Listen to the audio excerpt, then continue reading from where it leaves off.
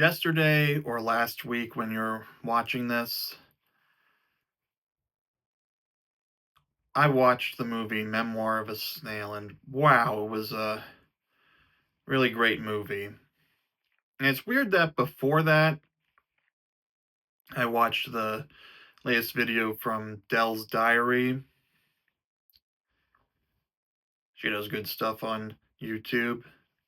And she was talking about how she took her hermit lifestyle way too far, and then literally over the next 2 hours, I listened to that video while I was making the popcorn. Literally in the 2 hours after that, from when I finished the video, which was halfway at the halfway point of the half-hour prep time I give myself to make the popcorn,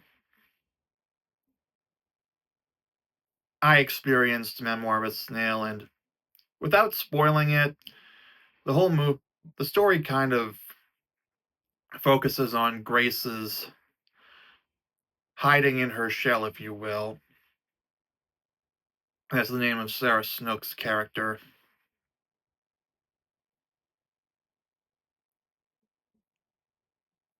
The whole movie is about her hiding in her shell, if you will,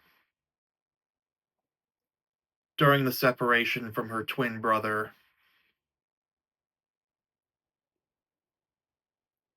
Alright, if you haven't seen and you care about spoilers, I think I'm gonna have to spoil it a little just to be clear. So pause this video, watch Memoir of a Snail. You can get a free trial of AMC Plus through Apple or Amazon, and that's where you can watch it.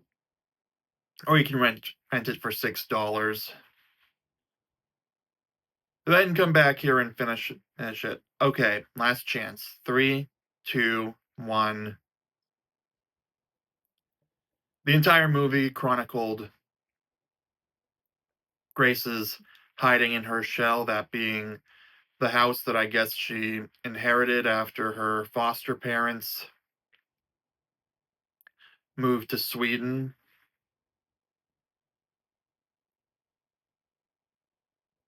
Yeah, they never actually made that clear, and I don't think they really had to worry about that.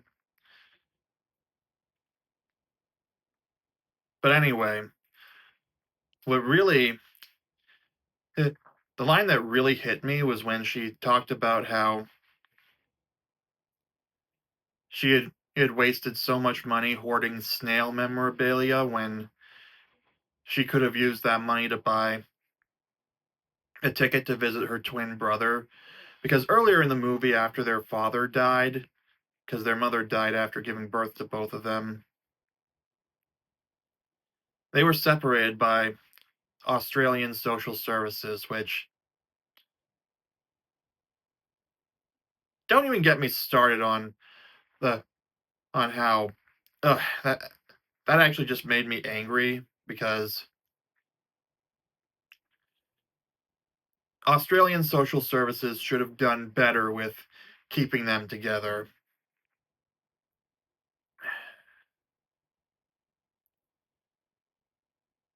You know, say what you will about America, but here, if Shazam is anything to go off of, there are good foster homes that have like 5 or 6 kids living together, like in that movie.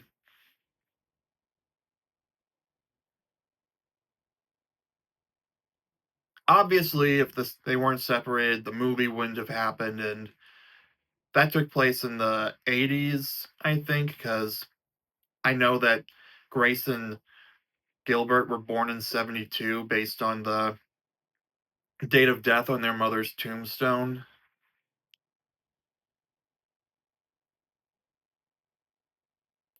So you know what? I trust that Australia and America does their best to keep siblings together in situations like that.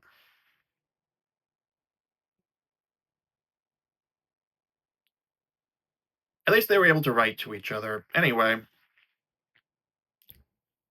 when she got the initial letter that Gilbert had died in the fire that he had set, and she looked around at all her Snail memorabilia and realized what a waste it had been when she could have used that money to buy her ticket to visit Gilbert. And let's face it, she could have also used that money to free him from the hellhole that was the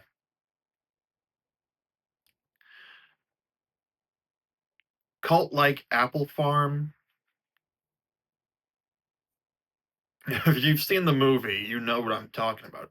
Oh my god, I almost want to rewatch it because at this point right now, I could rewatch it tonight because I started watching it about 16 hours ago, so I think I have another 32 hours before my rental expires.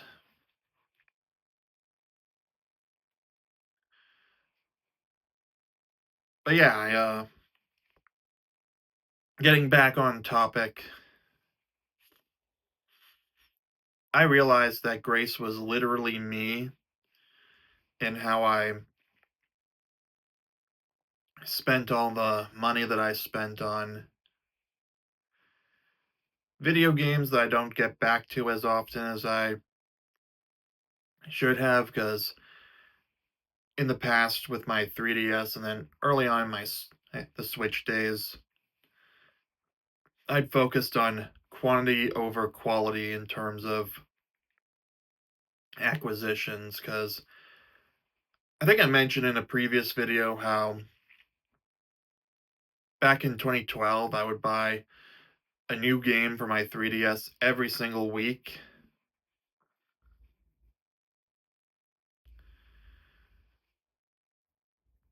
And I would barely invest time. I'd spend some time on them and then I'd just move on to the next one.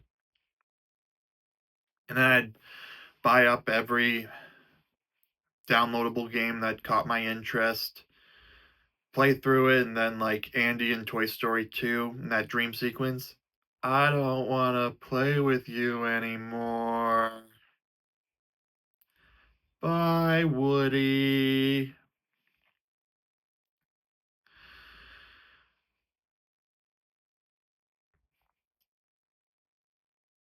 Yeah, I'm just thinking about what else I could have used that money on if I'd stuck to playing the few games that I truly enjoyed. Like I got 70 plus hours out of Pokemon Scarlet from January 27th to February 23rd.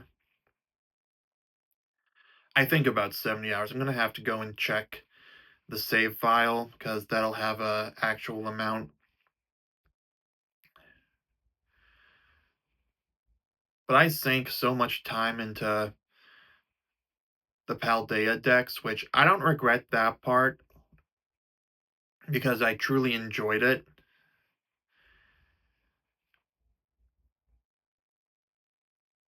I heard in a Review Tech USA video that most people buy like 3 or 4 AAA games every year, which is kind of what I've gotten to, if I'm being honest. And that's one of the reasons I sold my PS5 and my Series S last year. And that's why I only have my Nintendo Switch. And right now I'm in a state of replaying. Okay, I've still got Donkey Kong Country Returns HD and Sonic Colors HD to actually play. But in my defense, trying to empty Pokemon Home before I did that, I did it. And now I want to finish Pokemon Sword before I play through Donkey Kong Country Returns HD and Sonic Colors HD and then get back to restoring the Pokemon save files.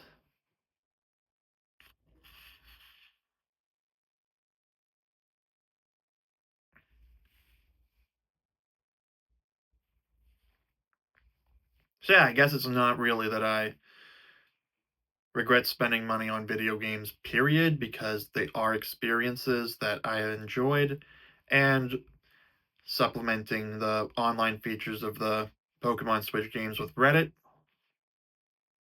I am able to engage with people and do that. Same thing with FaceTiming one of my friends who also plays it because I needed someone I trusted to do some trade evolutions. For those of you who don't know, some Pokemon can only be evolved by trading with someone, so you gotta have someone you trust to trade them back.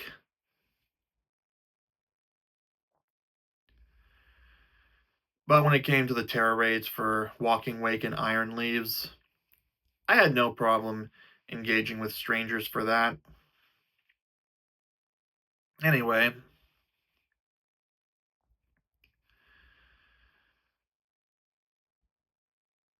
I could have also used that money on going out to places such as the Museum of Science from 2012 until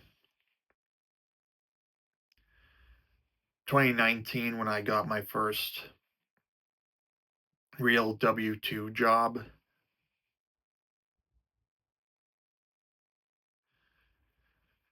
Instead of sinking constant money into video games that I barely touched afterwards. Don't even get me started with how I was digitizing 3DS games. That's where I bought the digital copies and then sold the physical copy after using the save data transfer tool to move all my games to that to move my save data to the digital copy.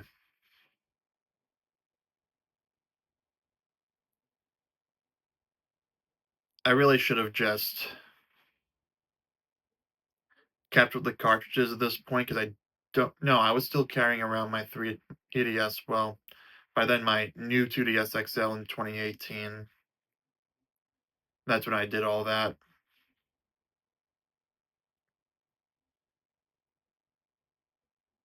Yeah, I could have used it the money I sank into that because it still cost me something. It just cost me less to buy up all the digital copies and then transfer the save data because I sold the cartridges after the fact, the game cartridges, that is.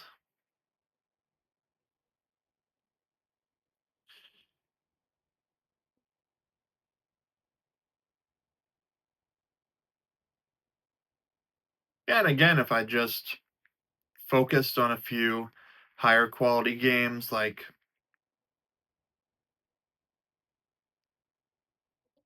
mainline Pokemon games or mainline Zelda games or anything like that. Now I mostly just get my games at Christmas and my birthday. And I've only really gotten the big haul in the form of, what was it? The day I traded in my PS5 and Series S, but that's not the point. The point is that line from Memoir of a Snail really spoke to me, and the whole movie was great. I'm glad it was the first movie that I reviewed on Henry's Home Video Reviews, which you can check out on Instagram at the link in the description below if you're interested in more on that. Anyway, I think I'm gonna wrap it up here for the video. If you made it to the end, be sure to give it a like. Comment what you thought of Memoir of a Snail if you saw it, or what you think of my comparison to Grace's situation, because yeah, that really got me thinking about how I could have experienced other things or done other things if I'd just not even not bought video games in the first place, just been a little more selective and gone all in on completing a select few.